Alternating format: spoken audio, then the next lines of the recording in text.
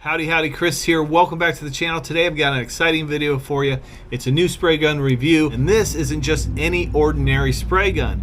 I know a lot of you guys are using small compressors at home out of your garage. If you're using a small compressor at home, painting an entire vehicle, I know there's always problem with fluctuation in your air pressure if you're using a conventional gun.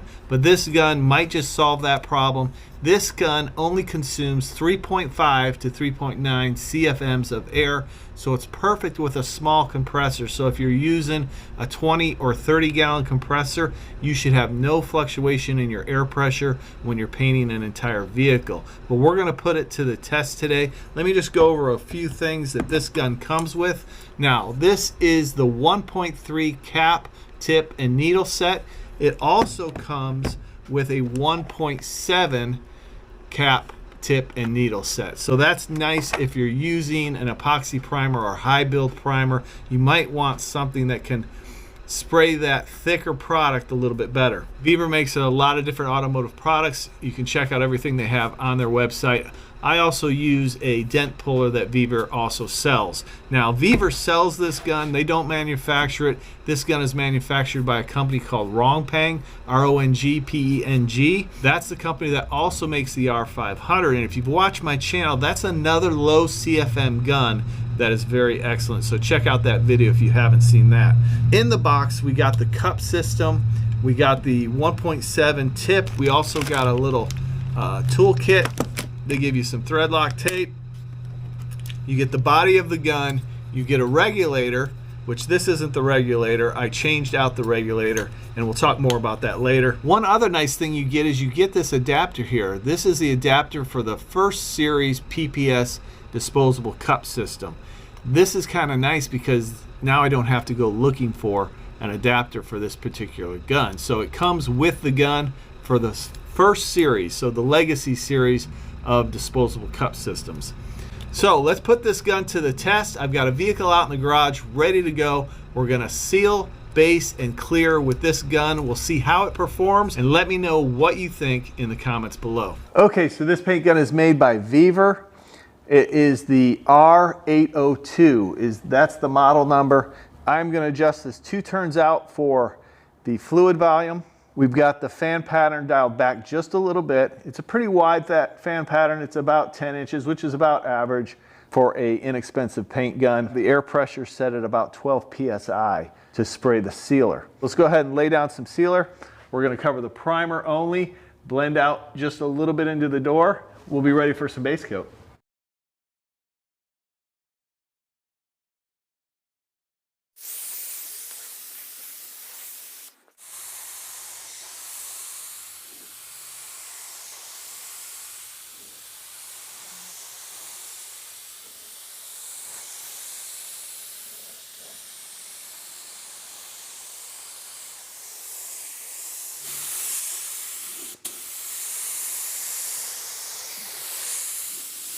Now we want to let this flash off for about 15 minutes, and then we'll start applying our color blender by Speedcoat. Now I apply some upol number 9 to soften the edge of that sealer.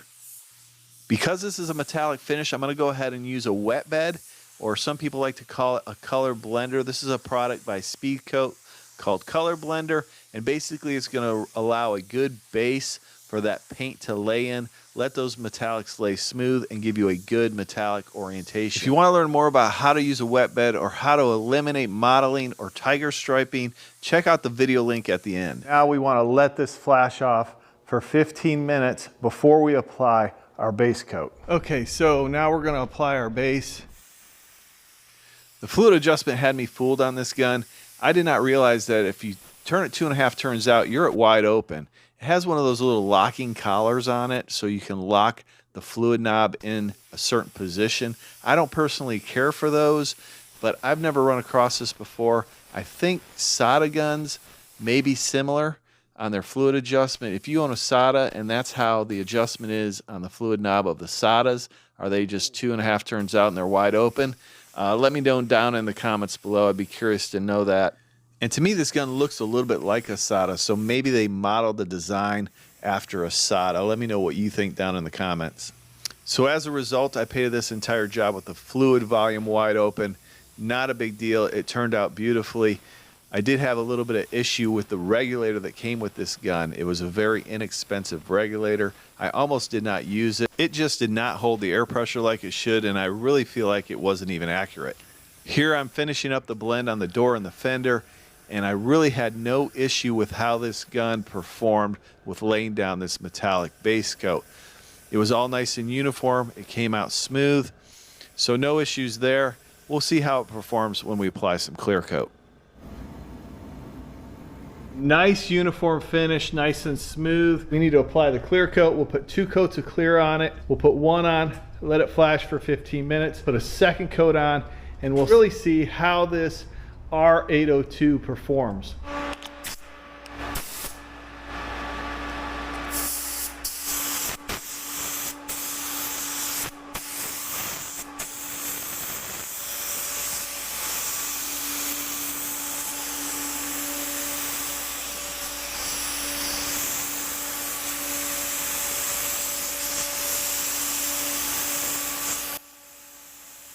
For the first coat of clear, we'll put a medium to wet coat on. We're not looking for absolute perfection on this coat. I just want to introduce that clear to the surface so it creates a good base for our second coat of clear, and that's where we'll really slick it out and go for that flat looking finish.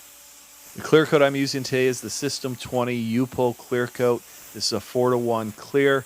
It's a budget friendly clear at around $100. Nice depth. It's easy to spray, and it cuts and buffs with no problem. If you're interested in this clear coat, you can check out the link down in the description. I'll finish up this first coat of clear, and then I'll share with you the things I like and don't like about this vevor paint gun.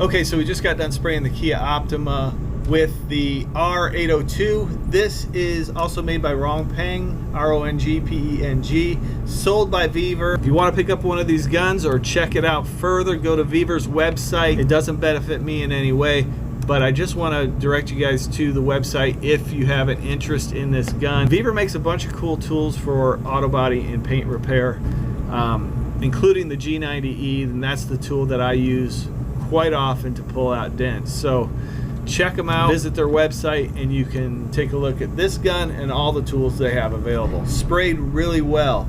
A couple things I liked about it is transfer efficiency was excellent. I was able to do those 3 panels, the fender and the 2 doors with 10 ounces of clear, really about 9.5. So the transfer efficiency was excellent. It did seem like it produced a lot of overspray, and I had the regulator set at about 19 psi. I think this regulator is pretty much junk because it was fluctuating every time I tried it with the air pressure. So I'm gonna toss this, put another one on there, and I think we'll have better results. I'm suspicious that this was not 19 psi I was spraying with. I atomized the clear coat really well. As far as the base coat, it laid down a nice uniform coat of base. The metallic orientation was beautiful, nice and flat. So I was happy with that. One thing I don't really care for with this gun is it has this lock collar on the fluid adjustment, and I just find that that becomes cumbersome when you're trying to adjust your fluid in the middle of spraying. If I wanted to open this up just a little bit more, then this collar moves, and I just don't care for it. It may be okay, you may love it. It has this, I guess you would call it a flexible collar, so this is tight on the gun, but it has a double nut so it can swivel, which I guess is a good thing. I don't care for it. I like my regulator to be locked into place. Just a personal preference, I believe. Even with a bad regulator, this Vevor R802 did a great job in laying down a nice flat clear coat. I'll put a good regulator on this gun and we'll play around with this gun in some future videos. I think we can dial this in even better. To check out another paint gun for small compressors and a full playlist of paint gun reviews, click on one of these videos now. I appreciate you watching, and we'll see you next time on Garage Noise.